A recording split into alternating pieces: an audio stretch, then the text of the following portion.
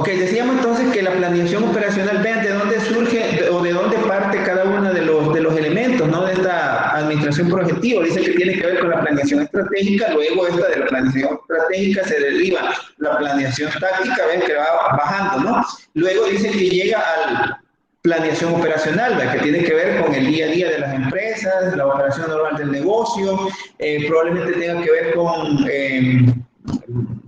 el desarrollo o la venta del producto, las estrategias que vamos a implementar para vender, capacitar al personal, para poder cumplir con las metas trazadas, capacitación del personal en áreas de productividad, en áreas de calidad, en diferentes áreas, ¿no? Pero siempre esto tiene que ver con el corto plazo. Estamos hablando que estas estrategias que se impulsen pueden desarrollarse más allá de un año.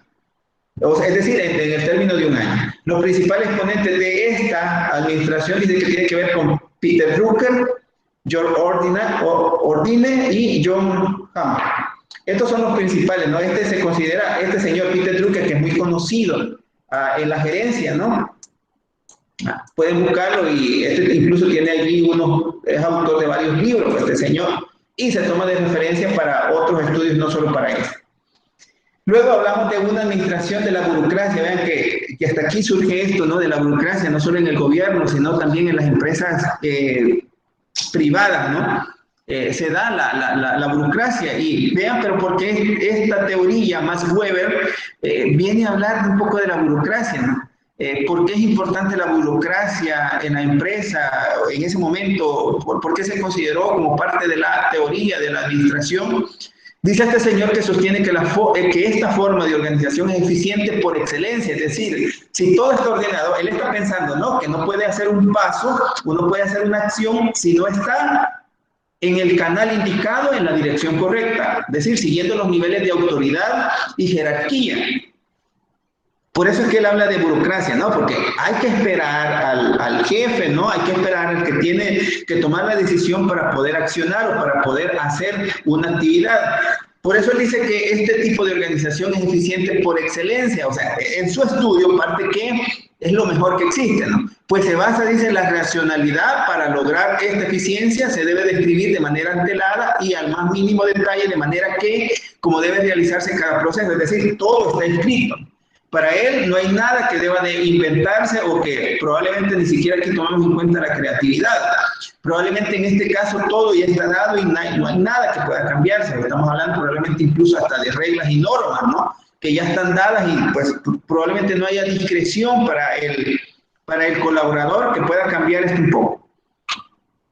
Las características, dice el que le da un carácter legal de las normas, ven que lo que les decía, ¿no? Carácter legal de las normas y reglamentos confieren a las autoridades un poder de coacción sobre los subordinados y dan medios coercitivos, es decir, que no dejan que el colaborador haga lo que debe de hacer según su creatividad, según su idea, según su pensamiento, sino que ya está establecido la norma, la regla, por lo tanto no se puede romper. Esa es la forma que lo hacemos. Y así se hace y no hay quien diga lo contrario, ¿no? El carácter formal de las comunicaciones dice que son escritas. Eso es bueno porque no caemos en el ejemplo que les presentaba la vez anterior, ¿no? Donde la comunicación se distorsiona producto de no usar una buena comunicación o tener un buen canal de comunicación. Entonces da carácter formal a las comunicaciones, carácter racional de la división del trabajo adecuada a los objetivos por alcanzar. Es decir, él es consciente, a pesar de que hay una rigurosidad en el asunto de las actividades que se van a realizar y que no se pueden cambiar, pero dice también que debe de existir una división bien marcada del trabajo adecuada para alcanzar los objetivos. De lo contrario, se perdería el sentido, ¿no? de la teoría. Dice que debe existir una impersonalidad de las relaciones, no considera a las personas como tales, se consideran los cargos y las funciones, es decir, no importa quién esté ahí, sino la función y el cargo, el que representa probablemente una persona. Por lo tanto, dice que las relaciones impersonales o las relaciones no caben en esta teoría de la administración. La jerarquía de la autoridad establece los cargos según el principio de jerarquía, ningún cargo queda sin control y supervisión. Y eso es bien cierto. Hasta ahí estamos bien. ¿Por qué? Porque este señor dice que a pesar de la burocracia tiene que sujetarse entonces a través de la estructura organizativa, con el organigrama. a través, dice aquí, de la jerarquía, el control y la supervisión. Rutinas y procedimientos estandarizados, fijas reglas y formas técnicas para el desempeño de cada cargo. Rutinas y procedimientos están estandarizados, detallados, determinados. Igual, dije acá, las reglas y las formas técnicas para el desempeño igual no se puede cambiar. Por eso es que dice que burocracia. Piensen ustedes en una actividad o en alguna decisión que se pueda tomar o que se deba tomar en un momento determinado. En la práctica, ¿no? Si nos basáramos en la teoría de la burocracia, ¿qué pasaría? Tendríamos que esperar al que toma o al que tiene la autoridad para poder tomar la decisión. De lo contrario, no podríamos hacer nada. Aún así, el negocio se esté quemando. No podríamos hacer nada porque tenemos que recurrir ante los responsables, ¿no? Ante los que tienen la autoridad o la responsabilidad para poder tomar una decisión. Vean ustedes eso en la práctica. En la empresa sucede esto de la burocracia, sucede esto más a menudo en el gobierno, probablemente. No, mire, aunque usted ve que la gente está sin hacer nada ahí sentado, es un proceso, dicen ellos, ¿no? Hay que esperar porque, miren, el compañero no ha venido. El compañero no está y yo no puedo hacer el trabajo de él. Yo no puedo operar esto, no puedo operar ese proceso. En las empresas también, en las empresas privadas también se da ese tipo de situaciones, ¿no? Que no es quizás lo mejor que puede existir, pero a veces quizás por el tipo de organización, por el tipo de administración, por el tipo de liderazgo que existe dentro de la empresa, se dan este tipo de situaciones que no abonan a la productividad, a la eficiencia probablemente, ni a la eficacia. Completa previsión del funcionamiento, todo comportamiento es previsible, es decir, se anticipa probablemente lo que pueda suceder, partiendo de que todo lo puede prever en un momento determinado. Eso tampoco del todo es cierto, porque lo previsible puede ser quizás algo seguro que pueda acontecer, de lo contrario, nada es seguro, ¿no? Ni siquiera en términos de negocio. Nosotros podemos planificar hoy, que podemos, a través de las estrategias, a través de la planificación operativa, a través de la planeación táctica, pero usted no sabe, peor la planeación táctica y menos la planificación estratégica, ¿no? Usted no sabe qué va a pasar dentro de 5 años, menos dentro de 10 años. Entonces hay que tener cuidado con estos términos porque si bien es cierto, todo está establecido y todo está escrito, pues también la administración nos decía que debe ser un poco abierta, ¿no? A los cambios y que podamos adaptarnos a las condiciones cambiantes que se van dando a través del tiempo. Los principales representantes de esta teoría es McWeber, Robert Merton, Phyllis Zelnick y Alvin, que lo pueden buscar también como autores y se van a dar cuenta que hay mucha información acerca de ello. Luego hablamos de una administración estructuralista. ¿Ustedes vieron el material que les subí en el portal? ¿Vieron el PDF que les compartí? Donde está donde está ¿cómo le dijera? El resumen de las diferentes teorías. Y si ustedes se van a dar cuenta, quizás hay más teorías allá que de las que voy a presentar acá. Luego dice, hablamos de una administración estructuralista, parte de ser una síntesis de la clásica, de la humanista y de la burocracia. Miren, esta es una combinación de 3 teorías, de la clásica, humanista y de la burocrática. Sostiene que el estudio de las organizaciones se realizan a través de un análisis organizacional a partir de un enfoque múltiple que tome en cuenta las teorías antes señaladas. Sostiene que el estudio de las organizaciones estudia las organizaciones a través de ¿qué? De un análisis organizacional, pero tomando en cuenta la teoría de la burocracia, la teoría de la humanista, o la teoría humanista o la teoría clásica también. Este enfoque múltiple dice que abarca la organización formal e informal, porque tiene que ver con las relaciones, ¿no? En la humanista debe estudiarse teniendo en cuenta la informal y viceversa. Las recompensas salariales y materiales, así como las sociales y simbólicas, ambas tienen un gran significado, como todo aquello que se incluye en los símbolos de la posición. Dentro de la posición podemos hablar del estatus, del poder, entre otros. Buenas noches, Licencia. Buenas noches. Yo no sé si quedé en su grupo. Bueno, no sé quién es usted. ¿Quién es? Margarita. Margarita Colorado. Sí. Margarita.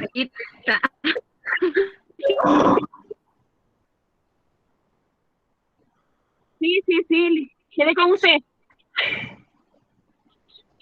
Vaya. Gracias, Liz. Usted está en el Es que grupo, no sí. me llega mucho de la señal. Estoy trabajando, Liz, Ok, de acuerdo. en el hospital. Estoy en el Perfecto. hospital. De acuerdo. Vaya.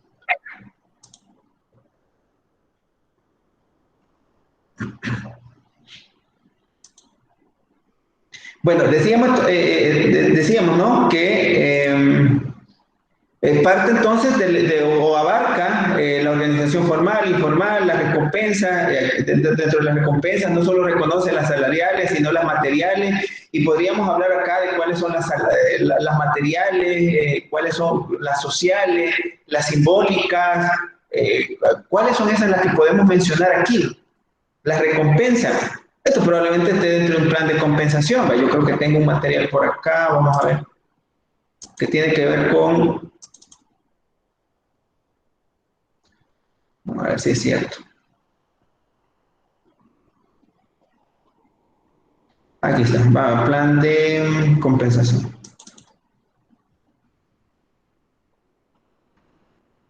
Para que veamos y hagamos relación al tema que estamos tocando.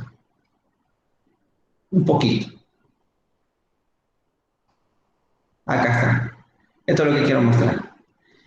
Dice entonces que en esta teoría, dice, las recompensas salariales y materiales, así como las sociales y simbólicas, ambas tienen un gran significado, como todo aquello que incluye los símbolos de la posición. Eso probablemente lo busquemos dentro de la parte del liderazgo, de la parte de la motivación.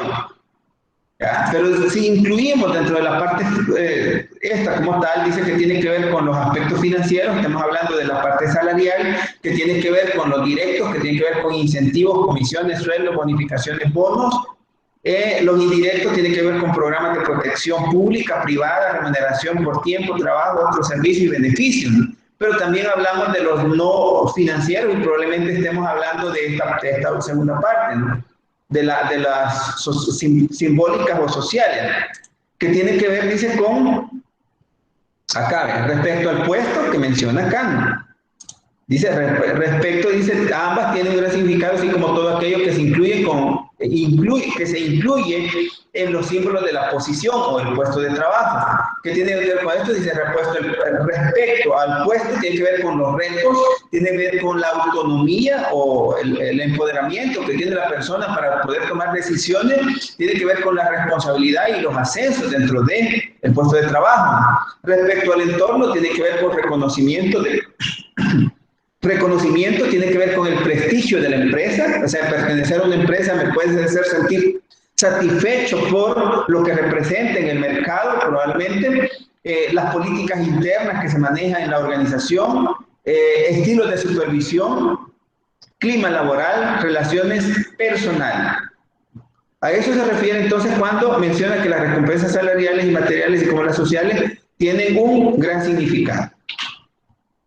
Los diferentes enfoques de la organización pueden estudiarse desde la concepción del modelo racional. Concibe a la organización como un medio deliberado y racional de alcanzar metas conocidas. Los objetivos son explícitos. Es decir, que los objetivos están bien claros, bien definidos y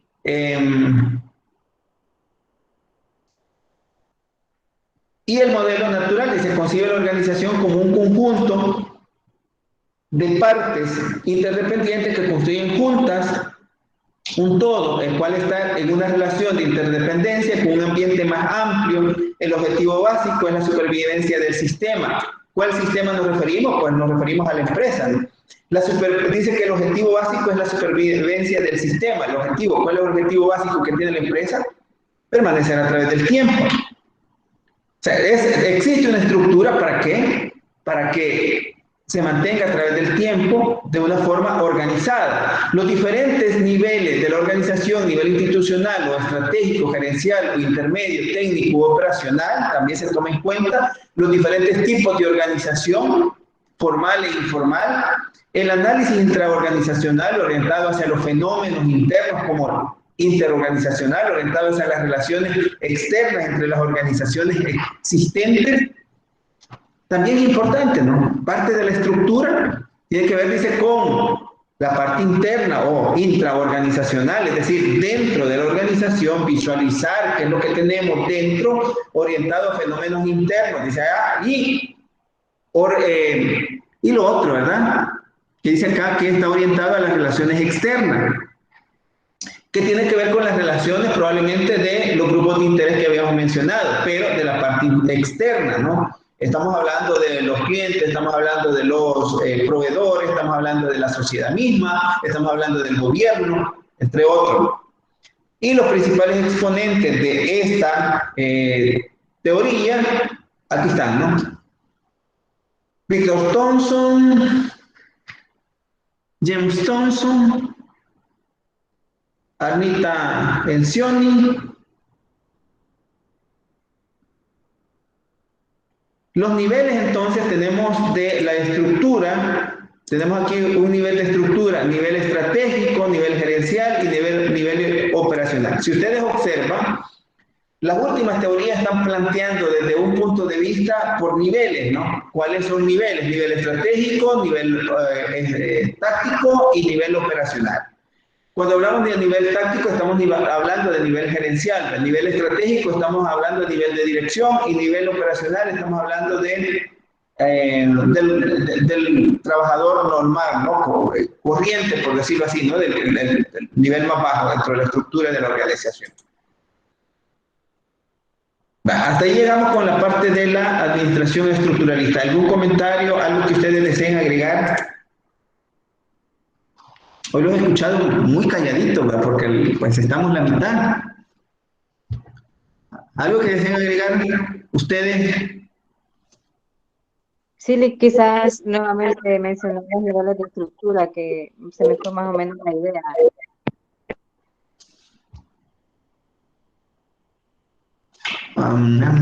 No le entendí muy bien, Gabriela, perdón. Se puede mencionar nuevamente los niveles de estructura, o sea, las ideas más que todo, porque dijo que en el estratégico era dirección, ¿verdad? Pero los otros dos sí ya no los pude darle la idea de eso. Ok. Estamos partiendo de acá, ¿no? Estamos hablando de los niveles estratégicos, decía que tiene que ver con los niveles de dirección o el nivel de dirección. Cuando hablamos de la estructura, estamos hablando del organigrama. Céntrense ustedes en un organigrama o visualicen ustedes mentalmente un organigrama, cómo está compuesto.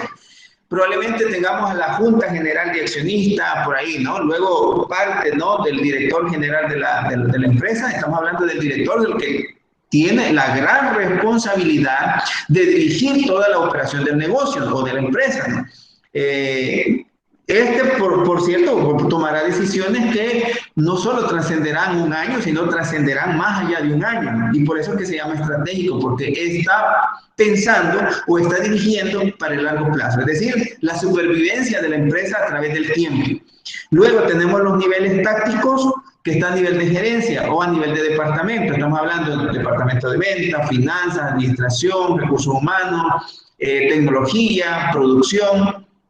Ahí, ¿no? Esos son los niveles gerenciales. Entonces, ellos también en el nivel están pensando qué van a hacer. No solo están pensando en lo que van a hacer en términos de un año, sino que están pensando probablemente dentro del nivel estratégico qué van a hacer para lograr llegar a más de 5 años, no 5 años, más de 5 años, a 10 años, por ejemplo. Pero ¿qué deben de hacer? Esto deben de trabajar también en función de la planificación estratégica o del nivel estratégico, ¿no? Guiados por el nivel estratégico, para que se alinee a los objetivos que se han trazado y se logre los resultados deseados. Estos departamentos, estos gerentes. Luego, de ellos depende entonces el nivel operacional, los niveles más bajos. Decía que es el colaborador común, ¿no? Donde la mayoría, pues, a lo mejor no toma decisiones trascendentales, pero sí toma decisiones del día a día, ¿no? De cómo hacer, de qué estamos haciendo hoy para lograr mañana, ¿no? Me refiero al término inmediato, de qué resultados podemos obtener, ¿no? Y, sobre todo, cuál va a ser el resultado al final de un periodo X, ¿no? Estamos hablando del término de un año. Básicamente esa es la estructura que tiene que ver con los niveles estratégico, gerencial y operacional. Luego hablamos entonces de una administración bellavorista. Ese nombre lo suena un poco extraño, bellavorista. Vamos a hablar entonces, dice que representa la aplicación de la psicología organizacional. Vean, después de haber hablado ya de las relaciones humanas, que tiene que ver con la psicología de las personas, de las relaciones con las personas, luego aparecen otras teorías, pero luego se retoma otra vez, ¿no? La teoría bellavorista que tiene que ver con la psicología también, ¿no? De las organizaciones. Y hoy en día creo que eso se vuelve fundamental, ¿no? En las organizaciones están hablando de un clima laboral, incluso dan charlas, ¿no? Al grupo de empleados para que manejen la psicología de las personas esté sana, ¿no? Para que logren formar un grupo integrado, sólido, ¿no? Y que puedan avanzar hacia metas comunes, objetivos comunes dentro de la organización. Pero eso tiene que ver con otros factores que más adelante los vemos. Sostiene que el comportamiento organizacional se fundamenta en el comportamiento humano, el cual se debe explicar sobre la base de la motivación, los estilos de administración y el proceso de decisión. Vean, toma tres aspectos importantísimos. Toma la parte de la motivación, los estilos de administración que tienen que ver con liderazgo y el proceso de toma de decisiones. Dentro de la parte conceptual, ustedes encontraron estos términos, ¿no?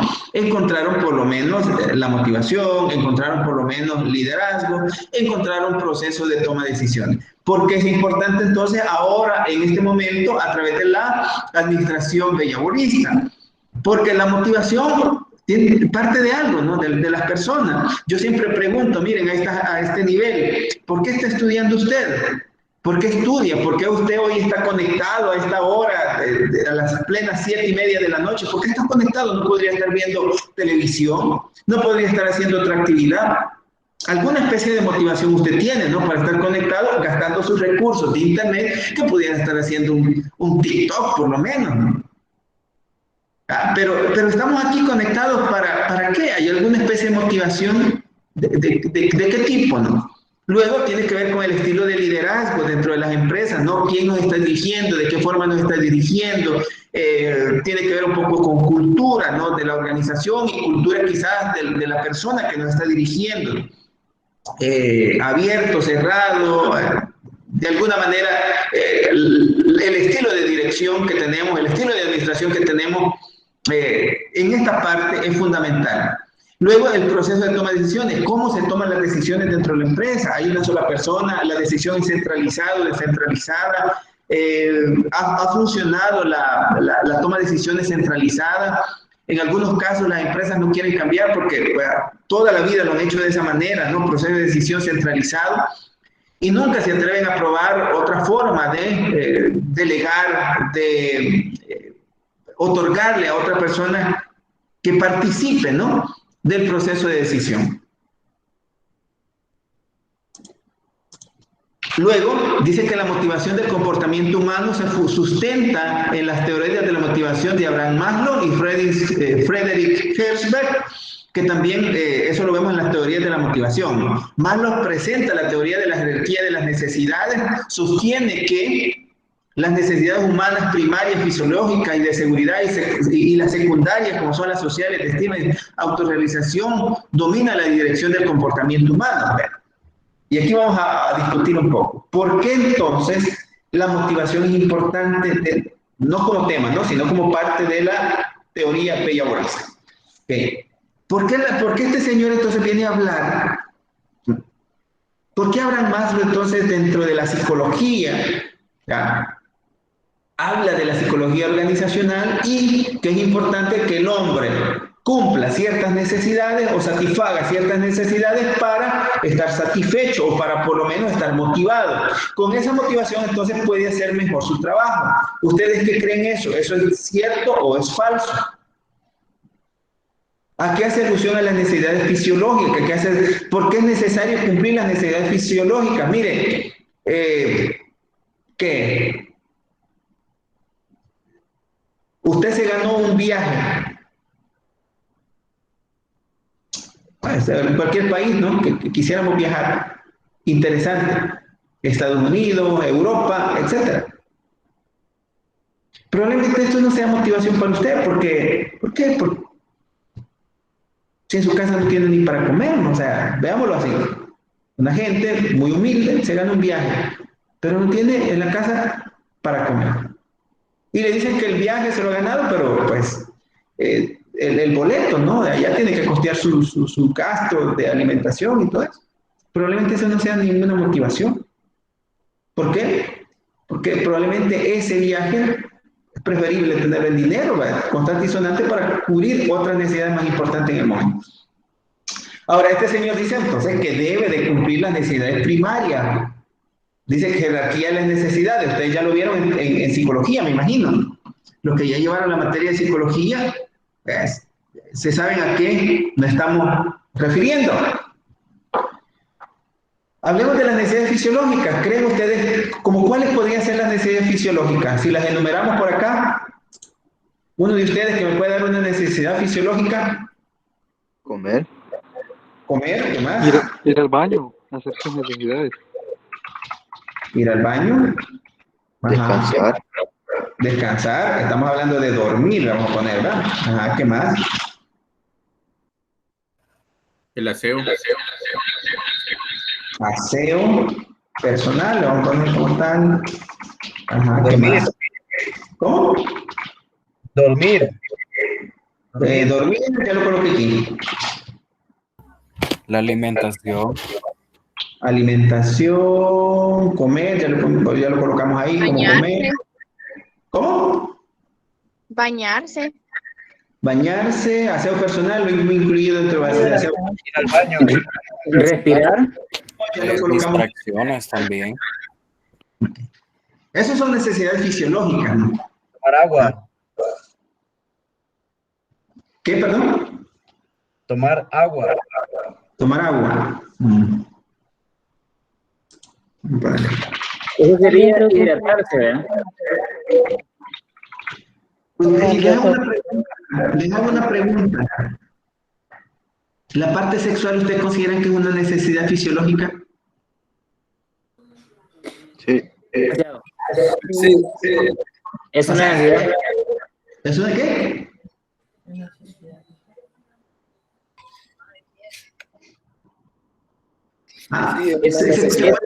Es una necesidad fisiológica. Es una necesidad fisiológica y la consideran que es primaria.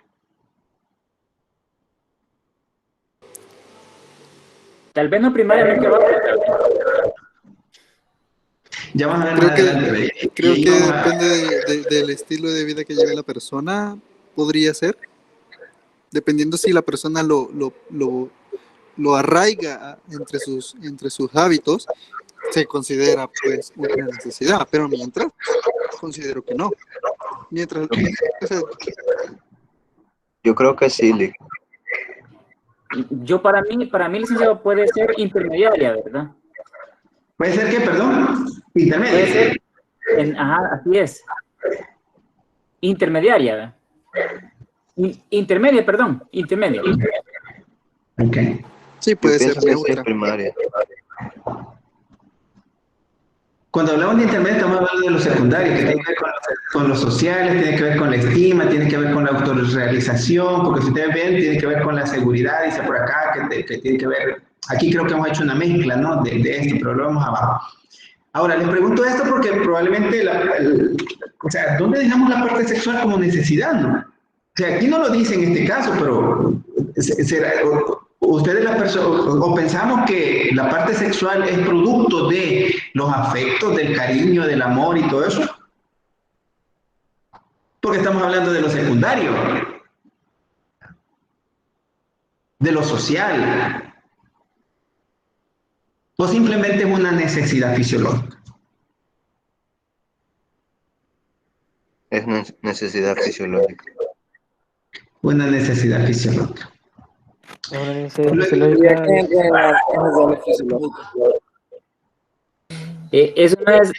necesidad fisiológica, licenciado. Ok, una necesidad fisiológica. Sí. Luego, sí, sí. Bueno, luego hablamos de la secundaria, que tiene que ver con los aspectos sociales, tiene que ver con la estima, la autorrealización, domina la dirección del comportamiento humano, en la segunda, ¿no? Veamos la siguiente lámina, que aquí lo tengo un poco... Voy a grabar esto.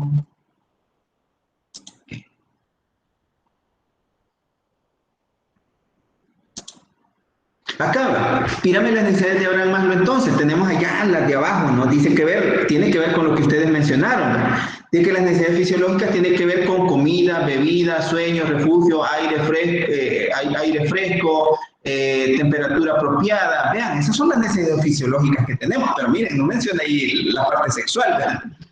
¿Ya? Entonces, pero ¿cómo lo evaluamos nosotros? Luego hablamos de las necesidades de seguridad. Seguridad tiene que ver con estabilidad de empleo, protección y orden. Es decir, el empleo me da protección, está descubriendo una necesidad no intermedia, sino que básica incluso. Luego dice que hablamos de las necesidades sociales, que tiene que ver con amor, sentirnos queridos, apreciados, el afecto, la amistad o la pertenencia. Y vean, por eso les decía, ¿no? ¿Dónde dejamos la parte sexual? Si la incluimos dentro de la parte de las necesidades sociales o la incluimos dentro de la parte de necesidades fisiológicas básicas. Ya. ¿Aquí o aquí? Podemos discutir mucho en esto, ¿no? Luego tenemos necesidades de ego, que tiene que ver con sentirnos valorados, respetados, prestigio, estatus, y la autorrealización, que tiene que ver con hacer lo máximo que puede dar de sí, sus habilidades únicas, es decir, que se siente autorrealizado, ¿no? Ahora, ¿pero por qué habla entonces de esta teoría behaviorista acerca de la motivación? Es decir, ¿por qué incluye la parte del ser humano que deba cumplir esas necesidades para poder hacer bien su trabajo? Porque el enfoque no es que cumple esas necesidades como tal y que existe una pirámide de necesidades, sino que, o sea, ¿para qué debe de cumplir esas necesidades? Es decir, si una persona, les decía, ¿no? Y pensemos cuando la gente va a trabajar, por diversas razones, la gente va, llega a su trabajo, y por diversas razones no da dinero a los que trabajan.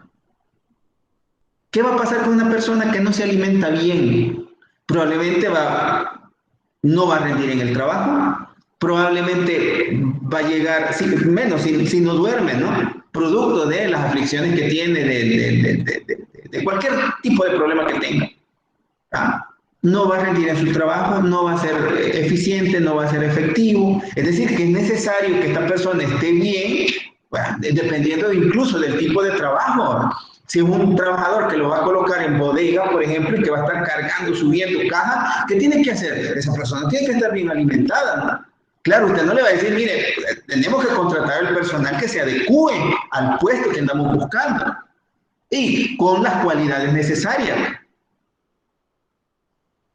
Pero una persona que esté mal alimentada y todo eso, probablemente no, lo que va a tener es dolor de cabeza siempre. Ni siquiera va a poder trabajar, ni siquiera va a tener concentración. Por lo tanto, debe de cubrir estas partes básicas para poder cumplir la siguiente y poder realizarse en sus actividades. Las necesidades de seguridad, de tener el empleo como tal. Pero para tener un empleo, entonces debe tener lo más básico. ¿Ya? Debe tener por lo menos la comida, debe tener la bebida. Y el resto como tal, para poder avanzar. Este otro señor, de Herzberg, dice que sostiene que existen dos factores que orientan el comportamiento de las personas, los factores higiénicos y factores extrínsecos. Es decir, los factores higiénicos se consideran como factores extrínsecos y los factores motivacionales factores intrínsecos. Él parte de dos formas, ¿no? Los factores de higiene dice que tienen que ver con factores económicos como sueldos de higiene, vean. Tiene que ver como sueldos, salarios, prestaciones. Las condiciones laborales, iluminación, temperatura adecuada, entorno físico seguro, de seguridad, tiene que ver con privilegios de antigüedad, procedimientos sobre quejas, reglas de trabajo justas, políticas y procedimientos de la compañía, factores sociales que tienen que ver con oportunidad para interactuar con los demás trabajadores, para convivir con los compañeros de trabajo, y categoría tiene que ver con los títulos de los puestos, de los puestos, oficinas propias, y ahí habla una serie de detalles, ¿no? Que tan grande es la oficina, por ejemplo, probablemente eso le dé un estatus a la persona que esté dentro de ese puesto, pero tiene que ver con aspectos motivacionales, ¿no? Por un lado, los aspectos de higiene, por el otro lado, los aspectos de motivación, que tienen que ver con trabajo estimulante, posibilidad de manifestar la propia personalidad y desarrollarse plenamente, sentimiento de autorrealización, la certeza de contribuir en la realización de algo de valor, es decir, contribuir. Si yo pertenezco a esta empresa, estoy dando mi mayor esfuerzo para lograr objetivos establecidos por la organización, entonces mi esfuerzo se vuelve valioso, porque sin lo que yo hago probablemente no seamos capaces de lograr. Reconocimiento de una labor bien hecha o realizada, la confirmación de que se ha realizado un buen trabajo importante, logro, cumplimiento, la oportunidad de llevar a cabo las cosas interesantes, responsabilidad mayor, la consecución de nuevas tareas y labores que amplíen el puesto y brinden al individuo mayor control de sí mismo. ¿Por qué entonces consideramos que la parte económica, sueldos, salarios, prestaciones son parte higiénica? ¿Y por qué el trabajo estimulante se convierte en una parte de motivación? Vean, lo divide de dos formas este señor. Porque sin lugar a dudas, si usted no tiene la parte del salario, va a cubrir la siguiente, ¿no? Probablemente es lo básico que dice este señor, ¿verdad? Si usted tiene la parte salarial, eso dice que se convierten en extrínsecos, es decir, no son de la parte interna, sino que son externos, entonces parte de la motivación. Pero dentro del factor higiénico. Y el otro que dice que tiene que ver con trabajo estimulante, es decir, mi trabajo me estimula, mi trabajo me agrada, mi trabajo me gusta, y como me gusta lo desarrollo de la mejor manera, entonces es una motivación interna, intrínseco, perdón. Esta administración busca, dice, demostrar la variedad de estilos de administración que están a disposición del administrador y que los estilos de administración dependen de las convicciones de los administradores tienen con respecto al comportamiento humano dentro de las organizaciones, las que moldean la manera de conducir a las personas, así como la forma de división del trabajo y su planeación y organización. Vean, está completo, ¿no? Porque no solo habla acerca de las necesidades, sino dice que tiene que ver con la habilidad entonces del administrador, del que está dirigiendo la empresa, del que tiene que tomar las decisiones, ¿ya? Y las condiciones entonces con el comportamiento de la organización, tiene que ver entonces con, dice acá, la división, cómo se divide el trabajo, la planeación y la organización, cómo se desarrolla, involucramos a todo el personal o simplemente lo hacemos a una especie cerrada, probablemente eso no cabe dentro de esta teoría. También hay otro señor que habla entonces, Douglas MacGregor, señala que hay dos tipos antagónicos de administrador, dice, o de administrar. Este señor dice que está basado en la teoría tradicional, mecanicista y pragmática, fundada en una serie de suposiciones erróneas, como las personas son perezosas, lo que ya les mencionaba, ¿no? Dice acá que las personas son perezosas e indolentes, administración rígida, dura y autocrática, basada en la teoría tradicional, dura y autocrática. No es democrática, ¿no? Es decir, todo depende de mí. O sea, todo es sobre una persona, ¿no? Autocrática. ¿Qué hace esa suposición, ¿no? Las personas son perezosas por naturaleza, indolentes. Si hablamos de la teoría Y, la teoría X, probablemente uno esté diciendo el hombre es aragán por naturaleza, el hombre no le gusta el trabajo, el hombre no le gusta asumir responsabilidad, mientras que la otra teoría está diciendo el hombre busca responsabilidades, se esfuerza por tener un trabajo, etcétera, etcétera. Y eso es así, ¿no? Nosotros si no estamos ocupados buscamos algo que hacer, ¿no? Pero eso por naturaleza, no lo hacemos por naturaleza, venimos nuevamente, ¿no? Lo hacemos por naturaleza o lo hacemos por la necesidad que tenemos. En la mayoría de casos lo hacemos por la necesidad que tenemos, más que por la naturaleza. Es decir, si bien es cierto, queremos estar ocupados, pero queremos estar ocupados en aquello que sí nos gusta. Luego dice, basados en las concepciones modernas frente al comportamiento humano, administración dinámica y abierta y democrática. Probablemente aquí hablemos de otras teorías, ¿no?, de la administración más adelante, de cómo esto también puede ayudar a la concepción de este señor, Douglas MacGregor. El proceso de decisión tiene su origen en la teoría de las decisiones de Herbert Simon. Es un autor por ahí, ¿no? Hablamos del proceso de toma de decisiones. Incluso él tiene un artículo por ahí que habla de cómo se procede a la toma de decisiones abiertos, involucramos al personal, o las decisiones las toma una sola persona. Diferentes formas, ¿no? ¿Cuál es la mejor? Dependiendo de acá, ¿no? De esta, basada en concepción moderna frente al comportamiento humano, es decir, involucramos al personal para la toma de decisiones, escuchamos al personal en la toma de decisiones. Luego dice, esta administración concibe la organización como un sistema de decisiones en la cual cada persona participa de manera racional y consciente, tomando decisiones individuales relacionadas con formas racionales de comportamiento, por lo cual involucra decisiones y acciones. Es decir, una decisión va a llevar a hacer una acción también. Y, por lo tanto, a tener una responsabilidad sobre esa decisión. Las decisiones no solo las toma el administrador, sino todos aquellos que se encuentran dentro de la organización en sus respectivos áreas y niveles. Es decir, que probablemente todos estén tomando decisiones, grandes o pequeñas, pero tienen la libertad de hacerlo, ¿no? Y esa es la parte quizás buena de esta teoría, que no deja a solo una persona que toma las decisiones, sino que involucra al resto de colaboradores de la organización, probablemente con sugerencias, entre otros, ¿verdad?, para poder llegar a un consenso. La toma de decisiones se toma en 7 etapas, dice acá. Creo que aquí me faltó ponerle la viñeta, pero dice que percepción de la situación que rodea algún problema, partimos de la identificación de algún problema para la toma de decisiones, análisis de decisión del problema, estamos hablando del proceso de toma de decisiones, análisis de decisión del problema, tenemos ahí, definición de los objetivos que buscamos a través de solucionar ese problema, búsqueda de alternativas de solución, evaluación y comparación de las alternativas, escogencia o selección de las alternativas más adecuadas y, por último, la implementación de la alternativa. ¿Cuántos pasos tenemos? Tenemos 1, 2, 3, 4, 5, 6, 7. Decisión del problema, análisis y definición del problema, análisis, esta es la misma. Son 6.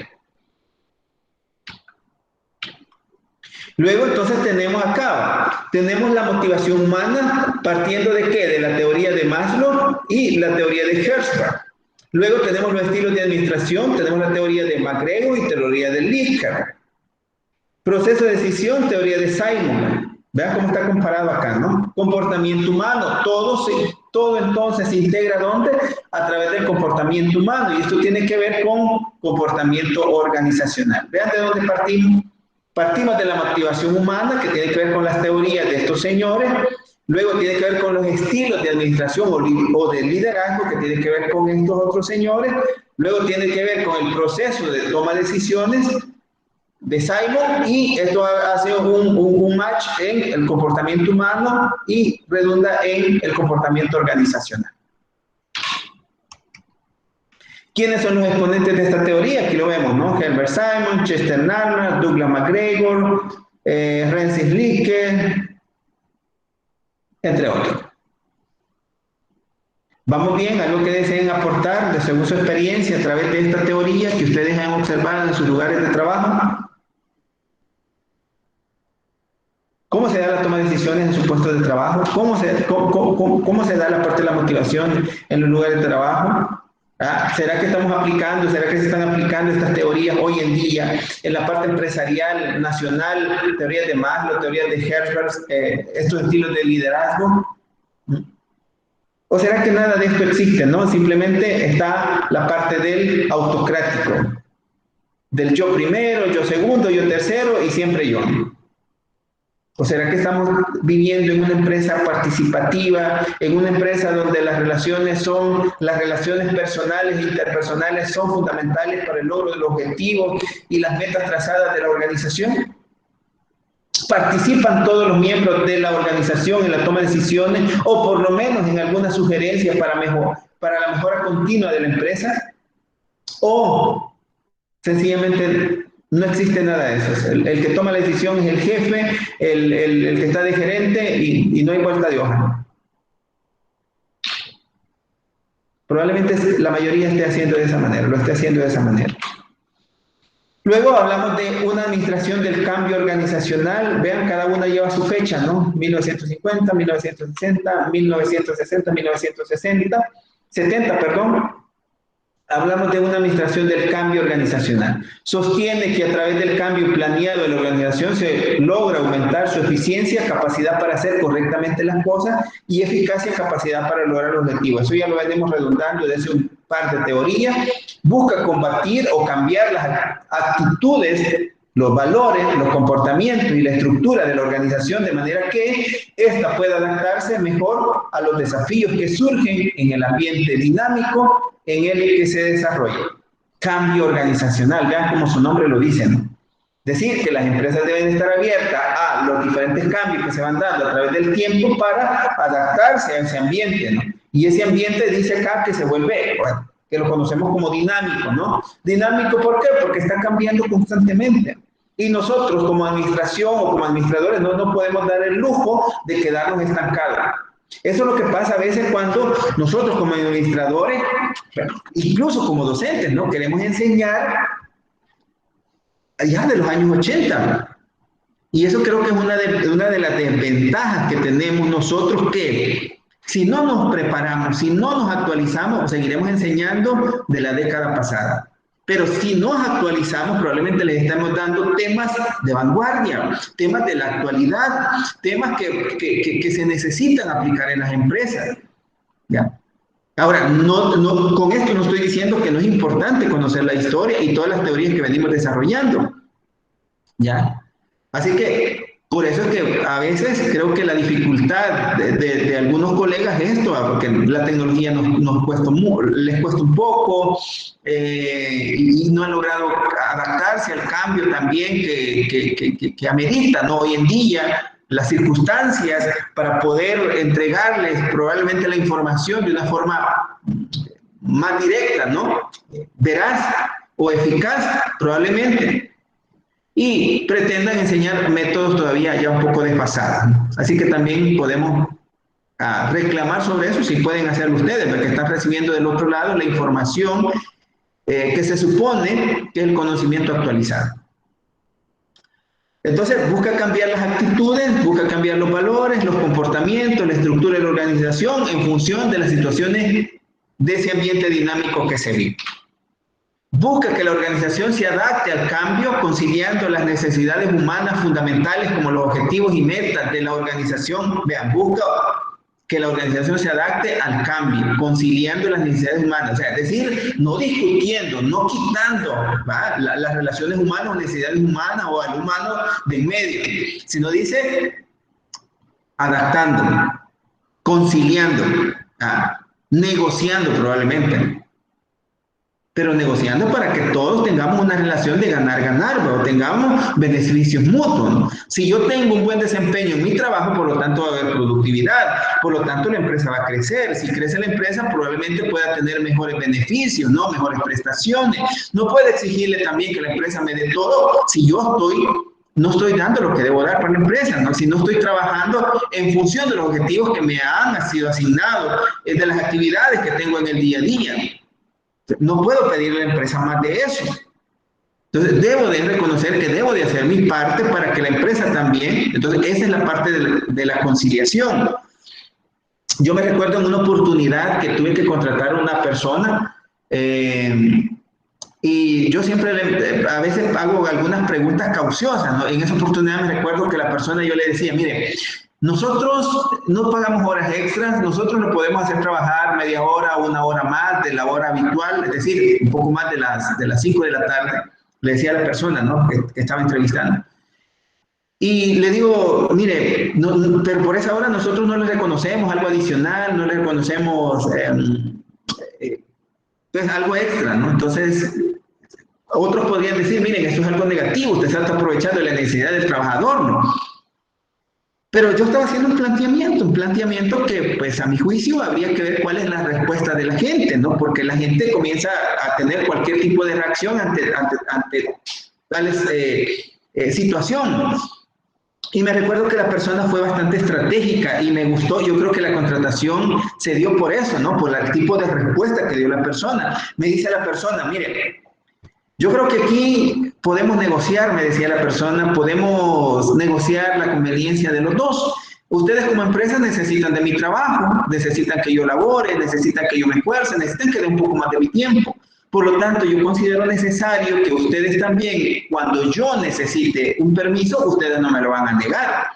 Ustedes van a estar abiertos a darme ese permiso, porque así como yo doy parte de mi tiempo, un poco más de mi tiempo, ustedes también pueden estar abiertos a que yo tenga ese beneficio, ¿no? De poder optar a un permiso sin que ustedes me descuenten de mi salario.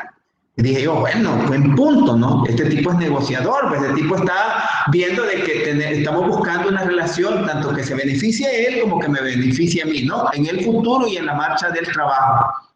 Y ese tipo, a lo mejor, de situaciones es la que podamos ver en este caso, ¿no? Cambio conciliando las necesidades humanas, decir, de la persona. ¿Qué pasaría? Yo le he dicho, no, mire, usted, es cierto, lo vamos a trabajar 1 hora más, pero usted, cuando pida permiso, no hay.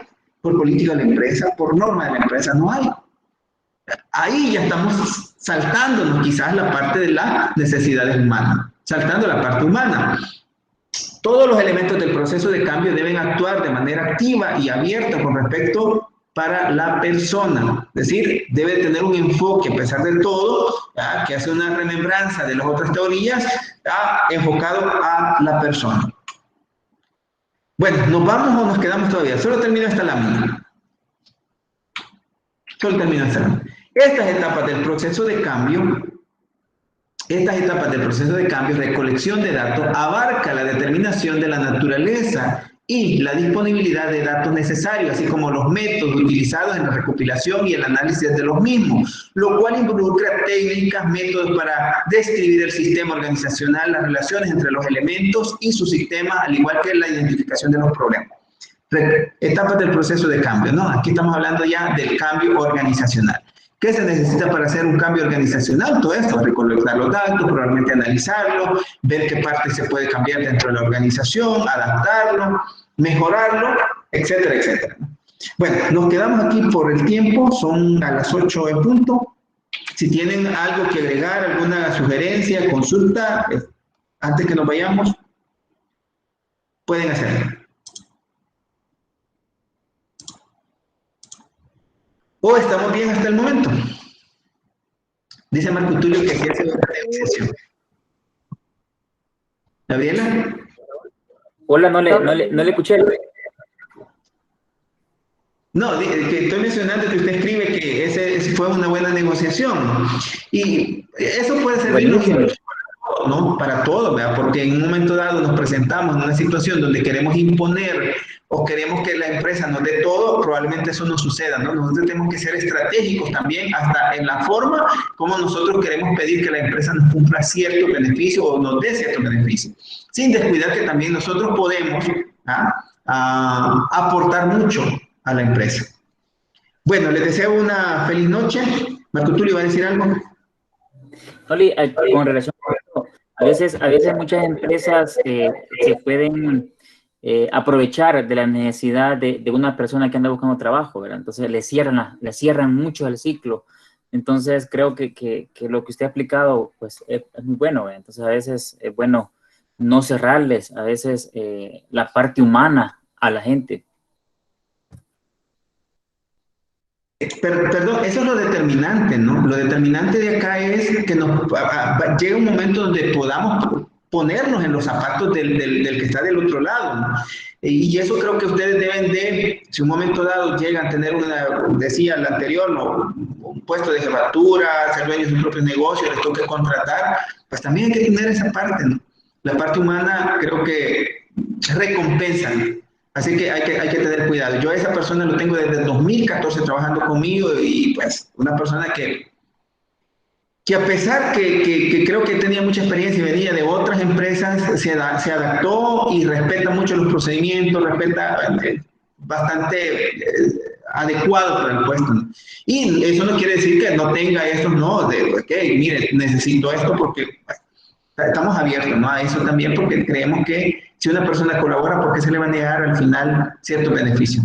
A eso vamos. Así que bueno, ha sido un placer compartir con ustedes. Concluimos la siguiente clase, la parte de las teorías de la administración. Voy a subir esta lámina hoy sí, como estamos, si se puede ya en el portal lo voy a hacer, dado que ya quedamos los que debemos de estar.